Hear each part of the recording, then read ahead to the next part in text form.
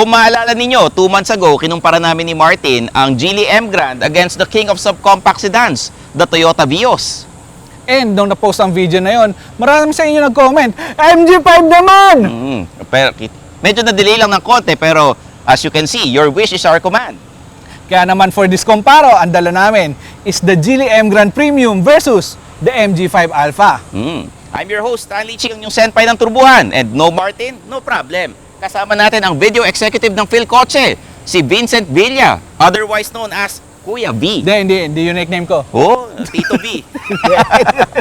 Oh, tara! Ay, teka lang. Bakit? Like and subscribe to our YouTube channel. Click the bell icon Magawa para na. like kayong makauna sa aming mga latest videos. At syempre, pag sinabing kotse, Philcoche Philcoche na. Oo nga pala, ang target natin this year, 400,000 subscribers Grabe naman. before the end of the year. Kaya natin yan. 400k? Oo. Sus! Matutulungan tayo ng mga Philcoche subscribers. Kaya, Pwede- subscribe na. Pwede ba convert na lang yun sa pesos? O, tara! Sana, no? Tara.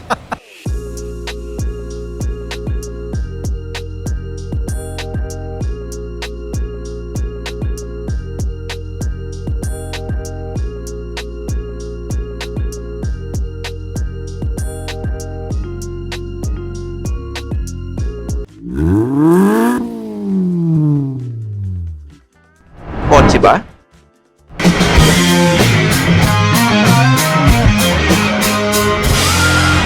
Philcoche na.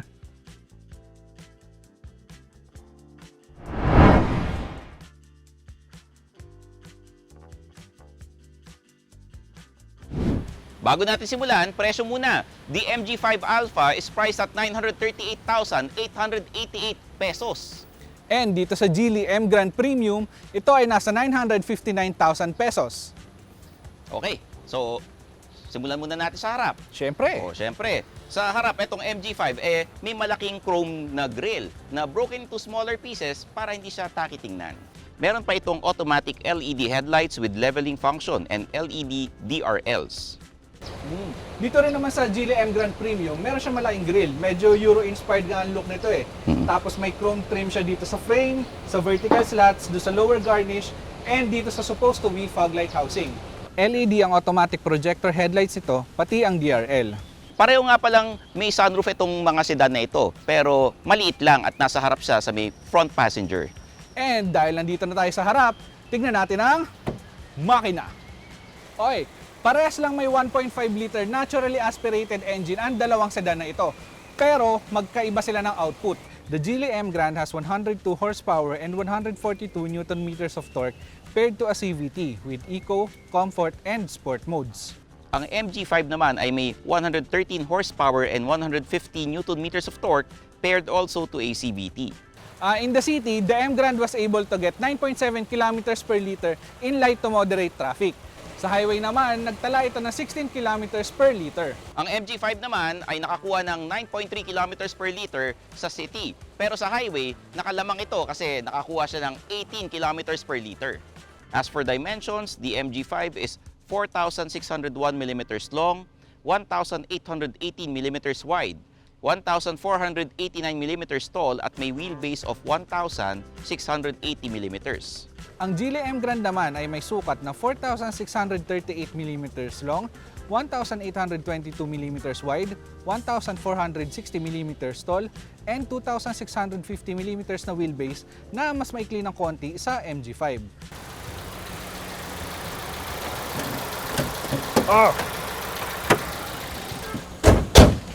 Dito sa gilid, simple lang ang MG5. Dalawang character lines, may mga simpleng chrome trims, tapos yung 16-inch alloy wheels niya, disc brakes sa harap at likod. Powerful din ang side mirrors at meron itong heating function. Sa iyo, Vincent. Nako, dito sa Geely M Grand. Okay, dito sa side profile ng Geely M Grand, medyo similar na characteristics niya dun sa MG5. Meron din siyang dalawang simple character lines, may chrome trimming dito, tapos mas malaki lang ang gulong niya at 17 inches, pero disc brake yan harap at likod. Tapos for the side mirror, siya ay naka-power folding na with defrost function. Ito ako sa likod makakapagyabang, Stan. Bago ka magyabang, ako muna. The MG5 has a simple design sa likod na accented yung trunk niya with this chrome trim nito. Ayan. Tapos LED ang taillight and yun lang.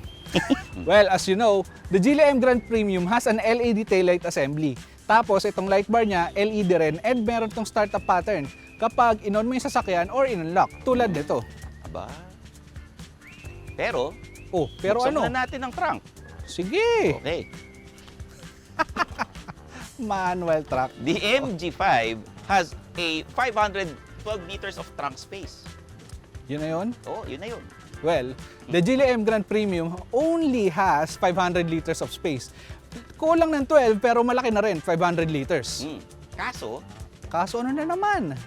yung upuan sa likod, Oh. nako-fold para mas malaki ang storage space. Dyan, gayon. Brad, Oh. napo-fold din seats nito. Split pa, 60-40. Pare, nakalimutan natin buboto. Oo nga, no? Buksan mo na yan. Oh, magic. Oh. So, Kuya B, anong boto mo rito sa dalawang to? Teka, bago natin pag-isipan yan, explain muna natin anong Sige. kulay. Kasi medyo parehas blue tong dalawang to eh. Okay. Ikaw na pumili Ako na ng kulay. Pag puti, dito tayo sa Geely. Ang pula, MG. Okay. Okay? So for exterior, ako mo muna, ikaw. Siyempre, ikaw, Kuya B. Dahil ako baguhan. Oo eh. Daya mo. Sige, Ka namin eh. Oh. ano ulit yung puti? M Grand, no? Oh. Dali na. Pag puti, M Grand. Pag pula, MG. Ako feeling ko, for exterior boboto ko puti, M Grand. Kasi bias ako ron sa front end niya eh, napakaganda talaga. Tapos gustong-gusto ko yung headlight niya, tsaka yung grill, very modern and classy. Okay. Pasok natin dito yan. Pinapasok ko dyan na sige. Oo. Ang boto ko, puti. Geely M Grand kasi I like the European-inspired na front grille niya. Tsaka very classy talaga. Pareho silang maganda. Mas simple lang talaga yung sa MG. Oo, So ang boto ko, Geely M Grand. fair tayo dyan. Okay. Sundo tayo dyan. Mm. So nandito tayo ngayon sa loob ng MG5 and as you can see, medyo usual lang ang approach nila dito sa cabin. It has leather upholstery dito sa steering wheel, shifter, sa center console, sa upuan and dito sa dashboard. And may silver accent siya sa dash and sa door panels.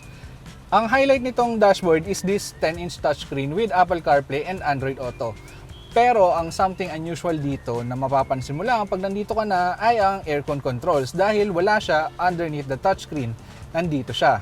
So para makontrol mo ang air, kailangan mo lang pindutin ang button dito, tapos yung volume knob dito sa touchscreen, magiging fan speed control siya.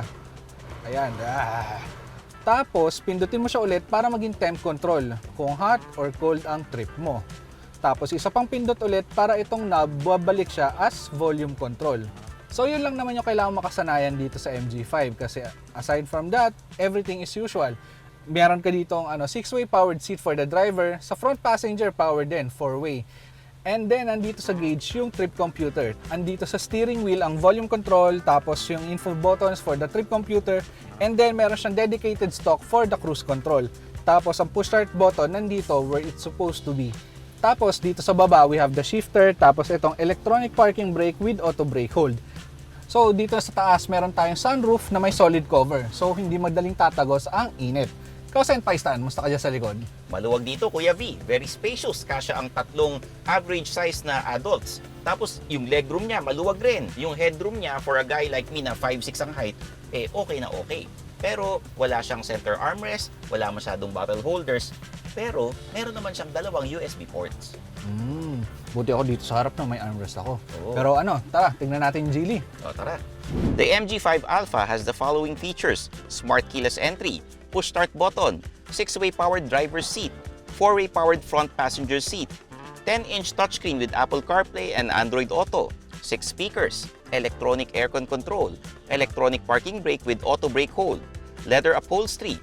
For safety, the MG5 Alpha has 6 airbags, ABS with EBD, electronic stability control, ISOFIX, rear sensors, 360 view camera, cruise control, cornering brake control, brake assist, and tire pressure monitoring.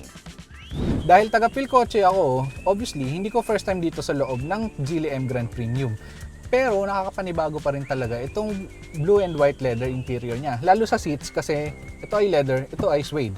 And then, gusto ko dito talaga yung seamless look ng dashboard niya. Kasi makikita nyo, itong free-flowing line from both ends, tuloy-tuloy siya, hindi masyado halata yung air vents. Tapos ito, may subtle push start button dito, kahanay ng air controls. So, very minimalistic yung look niya overall. Pagdating naman sa screens, dito sa harap, meron tayong 12.3-inch digital display.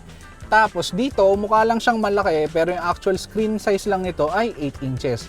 Yun nga lang, wala pa rin siyang Apple CarPlay and Android Auto. Pero madali naman mag-connect ng Bluetooth dito. Pagdating naman dito sa center console, makikita nyo ang taas talaga. Kumpara dun sa MG5, di ba? Mababa lang yon. Ito ang taas. So talagang medyo premium yung feel ng kotse. And then itong shifter niya, conventional type. Hindi katulad dun sa Coolray, di ba? Na joystick. Yung iba medyo disappointed. Pero sa akin okay lang kasi syempre hinabol nila yung price point. And then dito sa likod ng shifter, ang kanilang electronic parking brake tsaka itong auto brake hold na napakaganda. Tapos pagdating sa taas, andito ang sunroof na may solid cover din. So hindi ka masyado maapektuhan ng init. And medyo mas malaki siya. I mean, medyo ganito pa yung lamang kumpara dun sa sunroof ng MG5. Pagdating naman sa seats, ang driver ay may 6-way powered adjustable seat. Yun nga lang for the front passenger, malas mo dahil 4-way manual ka. Pero wala may sunroof na maganda. So, ikaw, kamusta ka dyan, Papistan? Alam mo, Kuya B, dito maganda sa likod. Nararamdaman ko yung pagiging premium niya. Pero kailangan ko lang sabihin to kahit maluwag ang legroom at elbow room and very spacious, pag 5'8 ang height mo, mag-aalangan ka kasi dito pag nakasandal ka, nakarelax, okay siya. Pero pag nag-forward ka, medyo medyo sumisikip na ng konti. Okay? So bawal mag-chismisan pag 5'8, no? Oo, medyo lang. Kailangan lalakasan mo boses mo. Ngayon, pagka dating sa amenities, mas siksik ito kasi meron tong rear air vents. Tapos may isang USB port na pang-charge. Oo. Pero kagaya ng MG, wala itong center armrest at wala itong masyadong bottle holders. Pero sarap ng leather dyan, no? Alam mo, hindi ako kumakain ng leather, pero masarap umupo sa leather. No? Oo nga naman, diba? no? Hindi nga naman kinakain leather ng sasakyan. Oo, Kuya B. Okay. The Geely M Grand Premium has keyless entry, push start button, 6-way powered driver seat, 12.3-inch digital display, 8-inch touchscreen, 6 speakers, electronic aircon controls, rear aircon vents, rear USB charging port, electronic parking brake with auto brake hold, leather and suede upholstery, 60/40 split rear seats. For safety, the M Grand Premium has 6 airbags, ABS, traction and stability control, hill start assist, ISOFIX, rear sensors, rear camera, speed sensing door locks, cruise control, and tire pressure monitoring. Bago tayo mag-drive, bumoto muna tayo. Oo nga naman. Sige, bumotohan muna. Interior tech and safety na tayo. Mauna ka. Teka, nasa yung papel Kaya nga, hawak-hawak Pero ko. kung ako, feeling ko, MG ako. Interior tech and safety. Bakit? Mas maganda yung leather dito sa Geely. And mas maganda yung design. Kaso kasi, alipin ako ng Apple CarPlay. So, kailangan ko siya for my personal use. Dependent ako sa Apple CarPlay kasi minsan biglang traffic, hindi mo alam, may nagbanggaan pala. Di alam mong magre-reroute ka, ganon. Kaya kung gusto ko talaga sa sasakyan, may built-in Apple CarPlay. Malaking bagay sa akin yun. Tsaka mas lamang ng konti sa safety features yung MG5. Kaya yun ang boto ko. MG! Ikaw? Okay. Ako naman, ang boto ko, puti. M Grand. Kasi, ako bilang pasahero, gusto ko yung yung may rear air vents, tapos yung mga amenities niya, USB port, mabubuhay naman ako kahit walang Apple CarPlay na Android Auto. Kaya ko makipag-bluetoothan buong araw. So, ang boto ko talaga, M Grand. Ayaw mo lang umama. Ayaw mo lang umama, tamad ka mag-drive. Hindi. Sige, drive na tayo. Sige, yan na. Sige. So now we're driving the MG5 Alpha, and ang napansin ko dito, aside from the different kind of leather, is itong steering wheel niya medyo sticky. Pag tiniturn, magaan naman siya, pero parang yung feeling niya is, alam mo yung parang nasobra ka ng grasa, medyo may dikit Magaan naman siya, and on the highway, it firms up nicely, so magiging stable ka at higher speeds.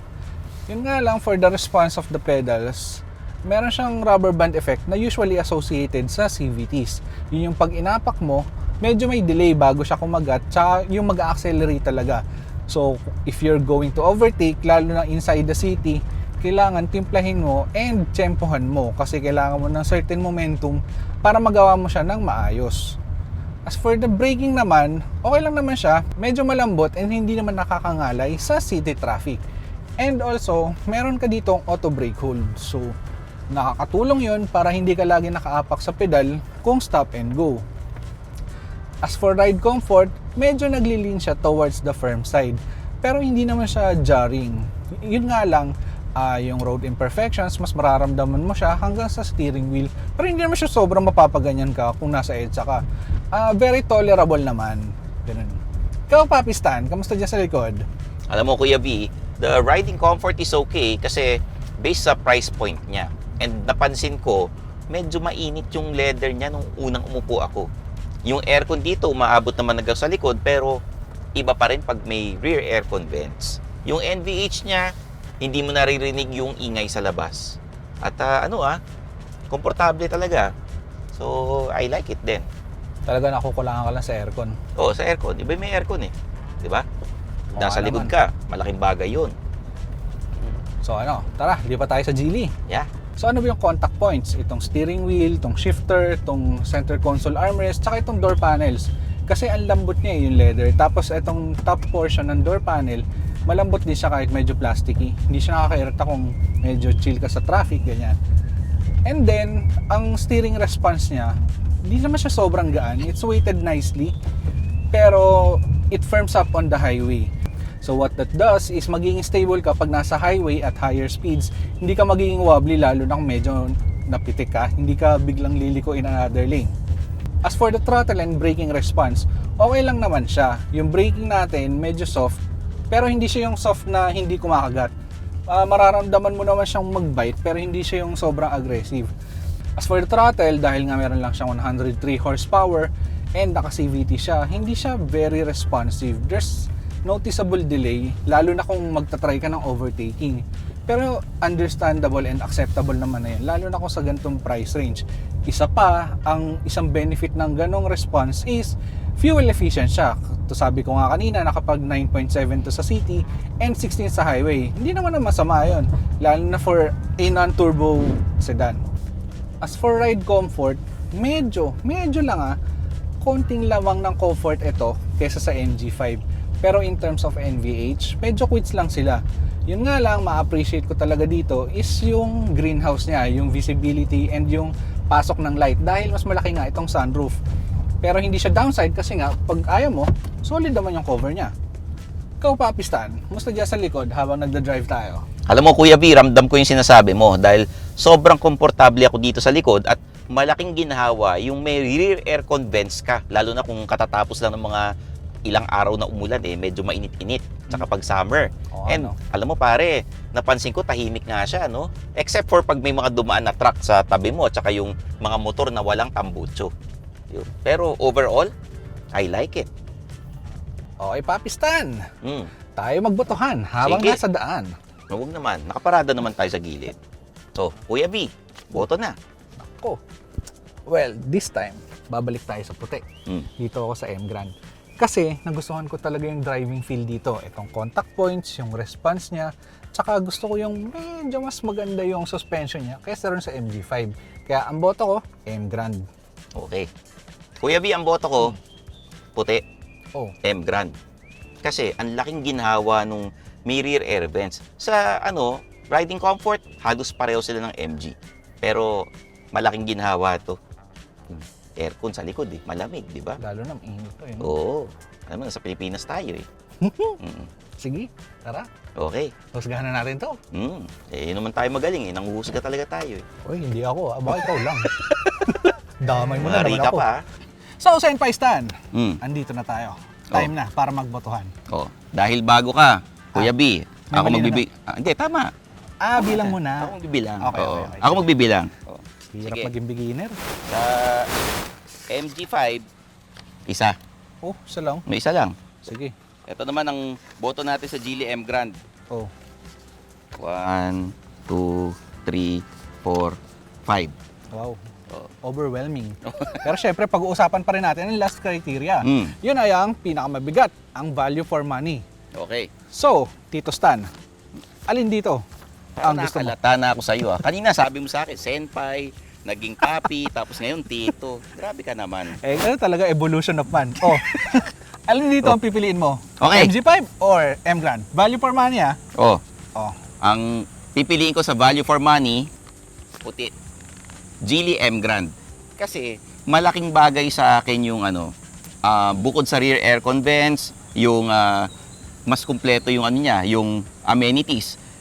Yung sa akin hindi masyadong, alam ko mas bias ka dahil may Apple CarPlay, Android Auto yung isa, pero halos pantay lang. Mabubuhay ako nang wala yun eh. Kaya ko makipag-bluetoothan. And I see. syempre, the exterior, M Grand.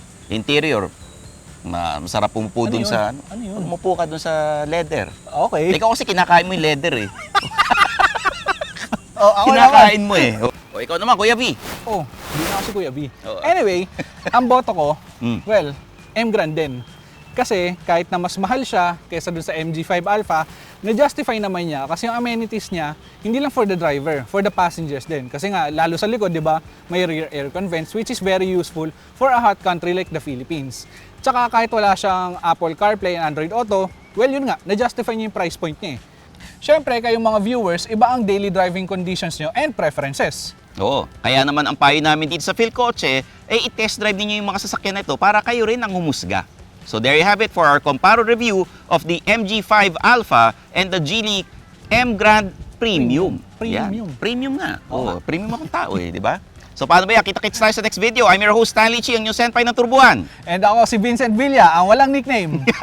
Kuya B. O Ako yan, nun. i-follow nyo ako sa aking mga YouTube channel at sa mga social media accounts, pati sa aking podcast, Underpaid with Stanley Chi. Kita-kits tayo sa next video. Bye-bye. Bye. Huwag niyo siya follow ah. Ah. Thanks for watching. For the latest news, reviews, and anything you want to know about cars and car ownership, visit philcoche.com. Follow us on YouTube, Facebook, Instagram, and Spotify para hindi ka huli sa usapan. Tandaan, kotse ba? Philcoche na!